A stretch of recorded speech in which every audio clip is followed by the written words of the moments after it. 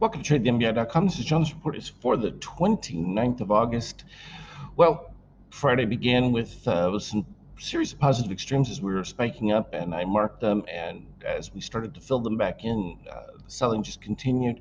This is a reflection of the market recognizing that, yes, in fact, they're not going to get the quantitative easing they were expecting. They may not get the rate increases. Powell and the Fed is limited as to what they can do as far as how far they can go. Otherwise, you explode the budget deficits to a point where it's just impossible to maintain. And as long as that's the situation, then well, there's only so far they can go despite what inflation is doing.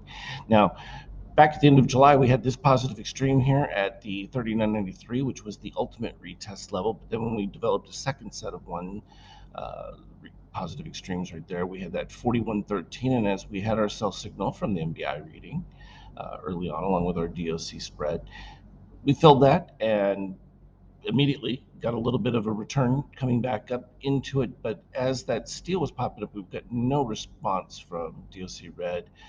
Very slight increase from midterm buyers, but the orange pivoted up before dipping below red, and that is usually a case for failure, and that's exactly what we got. Close to filling of that 39.93 on the NASDAQ, we can see it already has filled the same setup, the exact same positive extremes, and not surprising there because the Nasdaq had led a lot of the move and just retraced it. But you can see in the short span, half the time, a little bit less than half the time, filling all the way back the number of days, and that's just because markets do fall significantly faster, as we've always pointed out, 66% faster. Not a shock within that. I've been having a horrible time with my TradeStation in and out of data, so I'm trying to make sure we get through this. From a Euro standpoint, this is the 15-minute chart. We had that same thing. This was what was Friday with the positive extreme bounce, and then boom, as soon as that information started to come out, it collapsed. Now it's restored itself a little bit better than where the original breakout took place, but still subpar. And from a gold standpoint, pretty much been within this bearish run for quite some time, still is. That hasn't changed. And it's not that inflation or anything has altered, it's just that the perception of the rate of influence of inflation and the bifurcation of the markets, frankly, the fact that you have now a significant portion of the population dealing outside of US dollars and gold really changes the climate. From an oil standpoint, still above 90, considerably better than it was, but still very elevated relative to um, potentially where it could be if there were a free flow of oil. I mean, the situation in Europe is only getting worse.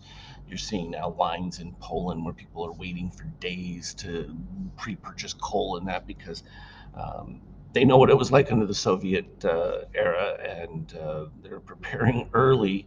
I think that there's a lot of hope happening in Europe, Germany, and these other places that they can fill the demand. But a significant cold snap, and boom, you're going to go through supplies much faster than they can be replaced, and they certainly don't have the capacity to handle where they're at. So that's potentially a problem. A lot of money moving into treasuries, which caused the yield to slightly decrease, but that's a temporary situation because rates are going to continue to rise.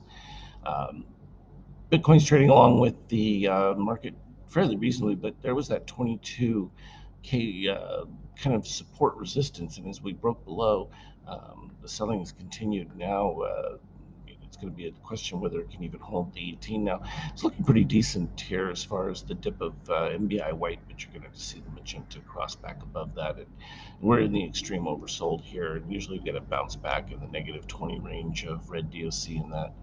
So I would look for some type of recovery once we see just the slightest bit of turnaround on that MBI readings, and then intraday you can see that collapse coincided with what the market did in general as people were looking for any escape. And this is what I get when I move to my 50K and my 5K data. It just keeps telling me it's waiting for data and never finishes. So love to show you that intraday because it was just fantastic. I mean, it was just so simple and it just continued to go in one direction and nonstop selling. And you could see a lot more of that potentially. Back up a chart that you can actually see. And this is a function of the recognition that if the Fed does what it says it's going to do, there's obviously going to be further contraction within the economy, and that's going to put additional pressures.